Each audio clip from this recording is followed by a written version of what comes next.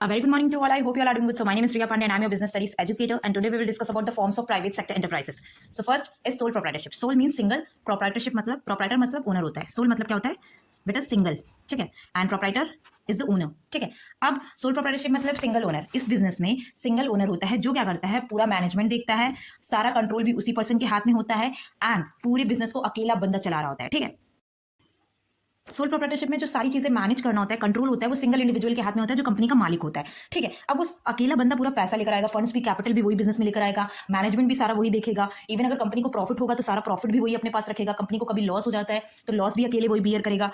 तो फीचर इसके पढ़ते हैं. First one is single ownership. अब वो पर्सन अकेला कैपिटल लेकर आया है तो पूरा मैनेजमेंट भी वही देखेगा, कंट्रोल भी पूरा उसका होगा, डिसीजन मेकिंग पावर भी वही लेगी. अगर उसको कहीं फ्यूचर में इन्वेस्टमेंट करना है तो उसको किसी के किसी के हाँ ना की जरूरत नहीं है कंपनी में, क्योंकि अकेला मालिक है तो वो अपनी मर्जी का है, तो फिर जो उसको सही लगेगा वो डिसीजन ले सकता है. Second one is formation and closure. जो सोल प्रोप्राइटरशिप बिजनेस को ओपन करना बहुत आसान होता है. जैसे फॉर एग्जाम्पल आप जब भी बाहर जाते हो तो आप रिटेल शॉप्स देखते हो ना, दुकान वगैरह, कोई गारमेंट की शॉप देख लिया आपने. ठीक है. तो ये सारे जो बिजनेस होते हैं वो सोल प्रोप्राइटरशिप के अंदर आते हैं. ठीक है. इनको ओपन करने के लिए आपको कोई लीगल फॉर्मेलिटीज की, हाई लीगल फॉर्मेलिटीज की जरूरत नहीं पड़ती है. कुछ केसेस में आपको लाइसेंस की जरूरत पड़ती है, कुछ कमोडिटीज के केस में, बट ऐसा उसको ओपन और क्लोज करने के लिए ज्यादा आपको लीगल फॉर्मेलिटीज नहीं करनी पड़ती जैसे आपको कंपनी के केस में करनी पड़ती है. ठीक है. तो उसको ओपन करना और क्लोज करना बहुत आसान है. जैसे फॉर एग्जांपल अगर आपको बाहर एक गारमेंट शॉप खोलनी है तो आपको उसके लिए क्या लीगल फॉर्मेलिटीज करनी पड़ेगी. आपको रिटेल शॉप खोल, अभी आपको ये बंदा दिख रहा है, ये जो व्हील पे खड़ा है, ठीक है, ये देख रहे हो आप कैसे बैलेंस बनाने की कोशिश कर रहा है. सोल प्रोप्राइटर भी ऐसे ही करते हैं. ठीक है. वो कंपनी का अकेला ओनर है, कैपिटल भी वही लेकर आया, प्रॉफिट भी होगा तब भी वही लेगा, अगर लॉस भी होगा तब भी वही बियर करेगा. तो वो उसको क्या करना पड़ता है, बैलेंस बना के चलना पड़ता है, क्योंकि वो अकेला बंदा है. वो जो करेगा वही उसके बिजनेस पे बहुत बड़ा इफेक्ट डालेगा. तो उसको सारी चीजों को बैलेंस करके लेके चलना पड़ता है, मैनेजमेंट को, बाकी सारी अदर मार्केटिंग वगैरह. और सोल प्रोप्राइटरशिप की थर्ड वन, प्रोप्राइटरशिप की लायबिलिटी अनलिमिटेड होती है. मतलब इसका मतलब ये है कि इन फ्यूचर अगर कभी भी कंपनी को लॉस हुआ तो उसके लिए लायबल कौन होगा, उसके लिए लायबल ओनर होगा. ठीक है. और उसको सारा कर्जा उसको देना पड़ेगा, भले उसकी पर्सनल एसेट्स तक बेचनी पड़ जाए, पर उनको बेचना पड़ेगा कर्जदार को पैसा देने के लिए.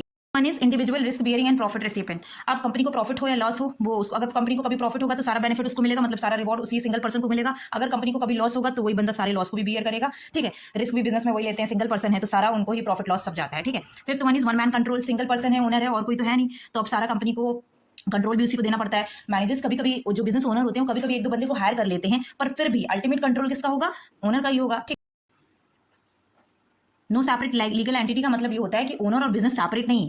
इसी वजह से इनकी लायबिलिटी भी अनलिमिटेड होती है. ठीक है. अगर कंपनी में कभी लॉस हो जाए तो उसकी पर्सनल एसेट भी बिक सकती हैं उस लॉस को कवर करने के लिए. मतलब यहाँ पे कंपनी और ओनर को अलग अलग नहीं दिया गया है, मतलब कंपनी और ओनर सेम है.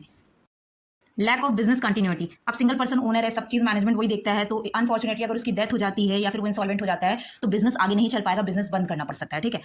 Eighth one is small size. Sole proprietorship है. सोल प्रोप्राइटर जब भी किसी को स्मॉल बिजनेस ओपन करना होता है तब वो सोल प्रोप्राइटरशिप ही ओपन करता है, क्योंकि फंड्स उसको अकेले को पूरा पैसा लगाना है, मैनेजमेंट कंट्रोल सब उसी के हाथ में है. तो क्या करता है कि वो कम से कम कैपिटल, अब ज्यादा कैपिटल तो और ही नहीं हो सकती, तो वन इज स्मॉल साइज. जो स्मॉल बिजनेस होते हैं जनरली उन्हीं के लिए सोल प्रोप्राइटरशिप ओपन होता है, उन्हीं के लिए सुटेबल होता है. क्यों? क्योंकि एक ही बंदा पूरा पैसा लेकर आ रहा है, मैनेजमेंट भी उसी को कंट्रोल में चाहिए. ठीक है. तो फंड्स लिमिटेड हो जाते हैं, इसी वजह से स्मॉल साइज का बिजनेस ओपन होता है सोल प्रोप्राइटरशिप के केस में. That is all about the features of sole proprietorship. Single ownership मतलब सिंगल पर्सन. ठीक है. कंट्रोल सिर्फ सिंगल पर्सन के हाथ में होगा. फॉर्मेशन एंड क्लोजर बहुत ईजी होता है. अनलिमिटेड लायबिलिटी होती है, मतलब अगर कभी लॉस हुआ तो पर्सन की पर्सनल एसेट्स भी जाएगी. ठीक है. बिजनेसमैन की पर्सनल एसेट्स भी बेची जाएंगी to recover the amounts. Individual risk bearing and, अब एक ही बंदा है पैसा लेकर आ रहा है तो सारा रिस्क भी उसी को झेलना पड़ेगा और प्रॉफिट भी उसी को अर्न करना पड़ेगा. One man control. Single person है, उसी ने ओपन किया है तो सारा कंट्रोल भी उसी के हाथ में रहेगा. No separate legal entity. Business और ओनर अलग नहीं होते हैं, एक ही होते हैं.